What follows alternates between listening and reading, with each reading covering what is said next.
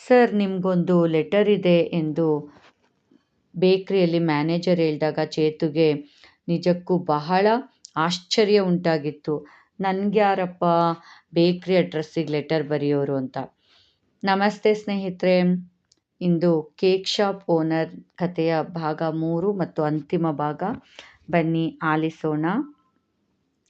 Sir, ನಿಮಗೆ ಒಂದು ಪತ್ರ ಬಂದಿದೆ ಎಂದು ಮ್ಯಾನೇಜರ್ ಹೇಳಿದಾಗ ನಿಜಕ್ಕೂ ಆಶ್ಚರ್ಯವಾಗಿತ್ತು. ಕಾರಣ, ಅದು ತನ್ನ ಬೇಕ್ರಿ ಅಡ್ರೆಸ್ಗೆ ಎಂದೂ ಪತ್ರಗಳು ಬರ್ತಾ ಇರಲಿಲ್ಲ. ತಾನು ತನ್ನೆಲ್ಲ ವ್ಯವಹಾರದ ಪತ್ರಗಳನ್ನ ಆದಷ್ಟು ಮನೆಯ ವಿಳಾಸಕ್ಕೆ ಬರುವ ಹಾಗೆ ನೋಡಿಕೊಳ್ತಿದ್ದ. ಅರೆ, ಇದು ಯಾರಪ್ಪ ನನ್ನ ಬೇಕ್ರಿ ಅಡ್ರೆಸ್ಗೆ ಪತ್ರ ಬರೆದಿರೋರು ಎಂದು ಒಂದು ರೀತಿಯ ಆಶ್ಚರ್ಯದಲ್ಲೇ ಪತ್ರವನ್ನು ಕೈಗೆತ್ತಿಕೊಂಡ. ಆ ಅಕ್ಷರಗಳನ್ನು ನೋಡಿದಾಗಲೇ ಇಷ್ಟು ಮುದ್ದಾಗಿವೆ ಎಂದೆನಿಸಿತ್ತು.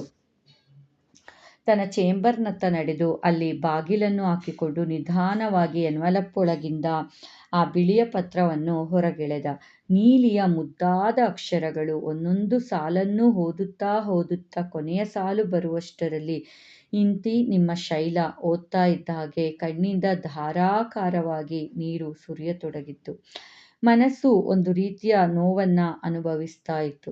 ಶೈಲಳ ಬದುಕು, ಅವಳು ಪಟ್ಟಂತಹ ಕಷ್ಟ, ನೋವು, ನಷ್ಟಗಳು, ಅಬ್ಬಬ್ಬಾ, ಓದುತ್ತಾ ಕಣ್ಣೀರಾದ. ಹೇಗಾದರೂ ಮಾಡಿ ಶೈಲಳ ಬದುಕನ್ನ ಒಂದು ದಡ ಮುಟ್ಟಿಸ್ಲೇಬೇಕು. ಅಂಕಲ್ ಆಂಟಿಗೆ ಒಂದು ಸರಿಯಾದ ನೆಲೆ ಕಲ್ಪಿಸಬೇಕು. ವಿರಾಟ್ಗೆ ಒಂದು ಒಳ್ಳೆ ಶಾಲೆಗೆ ಹಾಕಬೇಕು ಎಂಬೆಲ್ಲ ವಿಚಾರಗಳು ಅವನಿಗರಿವಿಲ್ಲದಂತೆ ತಲೆಯಲ್ಲಿ ಮೂಡತೊಡಗಿದ್ದವು.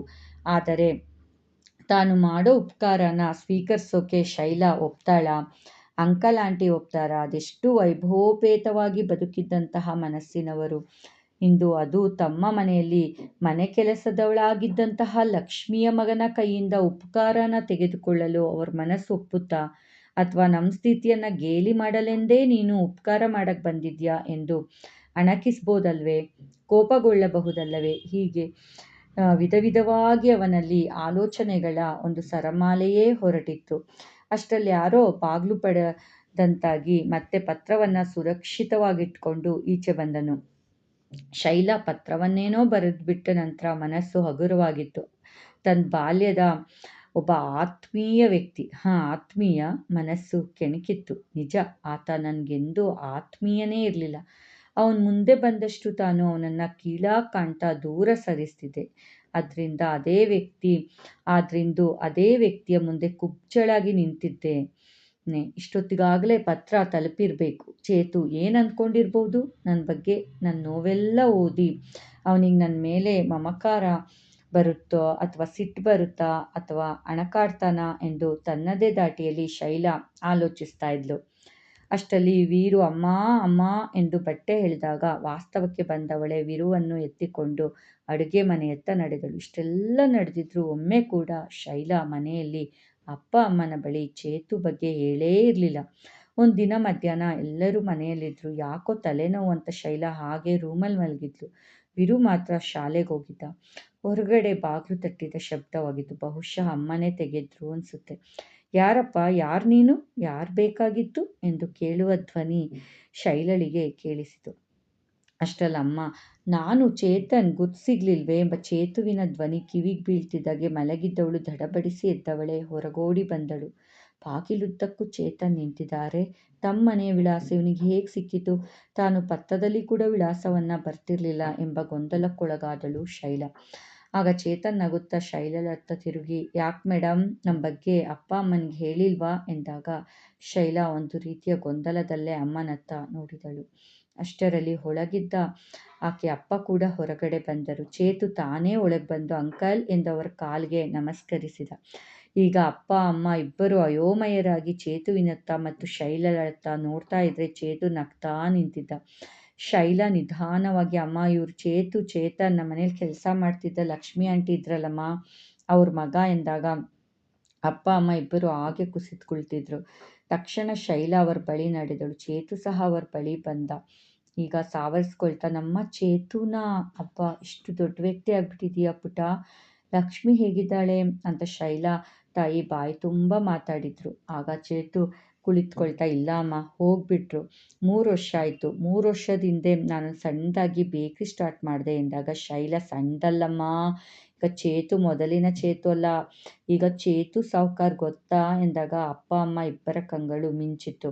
ಬಿಡಪ್ಪ, ನಮ್ಮ ಕಣ್ಮುಂದೆ ಹಾಡು ಬೆಳೆದ ಹುಡುಗ ಈ ಮಟ್ಟಕ್ಕೆ ಬೆಳೆದು ನಿಂತಿದ್ದು ನಮಗೆಲ್ಲ ತುಂಬ ಖುಷಿ.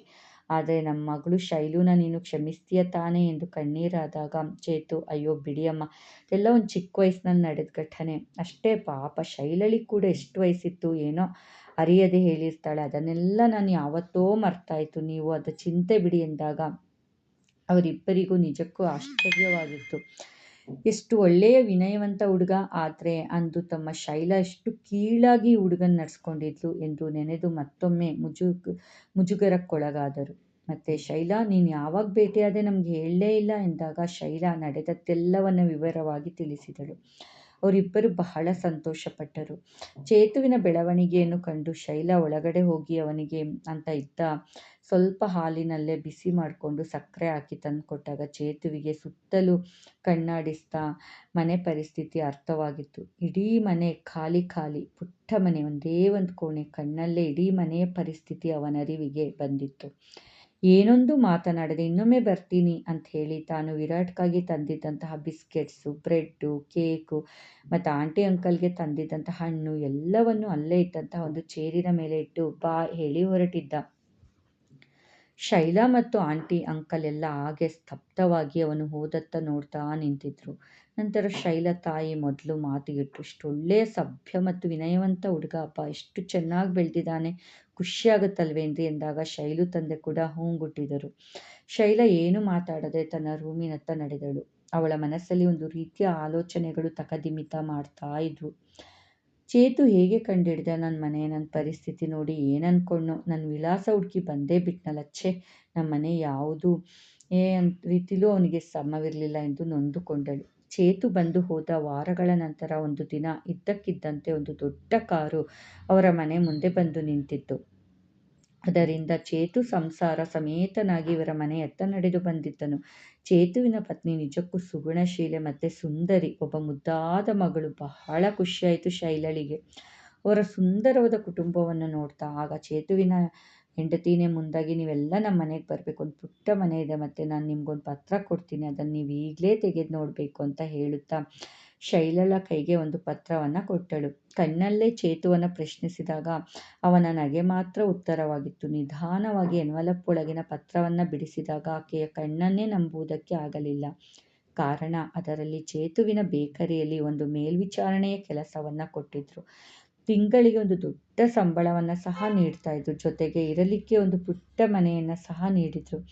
ತಕ್ಷಣ ಅವರ ಅಪ್ಪ ಅಮ್ಮ ಏನಮ್ಮ ಇದೆಲ್ಲ ಎಂದಾಗ ಎಲ್ಲವನ್ನು ವಿವರಿಸಿದಾಗ ಅವರಿಬ್ಬರಿಗೊಂದು ರೀತಿಯ ದುಃಖ ಮತ್ತು ಖುಷಿ ಎರಡೂ ಒಟ್ಟಿಗೆ ಉಂಟಾಗಿತ್ತು. ವಿರಾಟ್ ಎಲ್ಲಿ ಎಂದಾಗ ಅವನಿಲ್ಲೇ ಪಕ್ಕದ ಮನೆ ಹುಡುಗರ ಜೊತೆ ಆಟ ಆಡಕ್ಕೆ ಹೋಗಿದ್ದಾನೆ ಎಂದು ಕರೆಯುತ್ತೇನೆ ಎಂದಾಗ, ಇರಲಿ, ಎಲ್ಲ ನಮ್ಮನೆಗೆ ಬರ್ತಿರಲ್ಲ ಇನ್ಮೇಲೆ, ನನ್ನ ಮಗಳ ಜೊತೆ ನಿಮ್ಮ ವಿರಾಟ್ ಆಟ ಆಡ್ಬೋದು ಎನ್ನುತ್ತಾ ಅವರೆಲ್ಲ ಹೊರಟರು. ಅವರೆಲ್ಲರಿಗಂದು ಒಂದು ರೀತಿಯ ಸಂಭ್ರಮ ಅಥವಾ ನೆಮ್ಮದಿಯಾಗಿ ಉಸಿರಾಡ್ತಿದ್ದೀವಿ ಎಂಬಂತ ಆಗಿತ್ತು. ಅಂದು ರಾತ್ರಿಯ ವಾತಾವರಣ. ಎಲ್ಲರೂ ಎಷ್ಟೋ ದಿನಗಳ ನಂತರ ನೆಮ್ಮದಿಯಾಗಿ ನಿದ್ರಿಸಿದ್ರು. ಮುಂದೆ ಕೆಲವೇ ದಿನಗಳಲ್ಲಿ ಶೈಲಾ ಜೀವನವೇ ಬದಲಾಗಿ ಹೋಗಿತ್ತು. ಚೇತುವಿನ ಮನೆ ಪಕ್ಕದ ಹಿಂದುಗಡೆ ಇದ್ದಂಥ ಒಂದು ಔಟ್ಹೌಸ್ಗೆ ಶೈಲಾ ಕುಟುಂಬ ಸಂಪೂರ್ಣವಾಗಿ ಸ್ಥಳಾಂತರಗೊಂಡಿತ್ತು.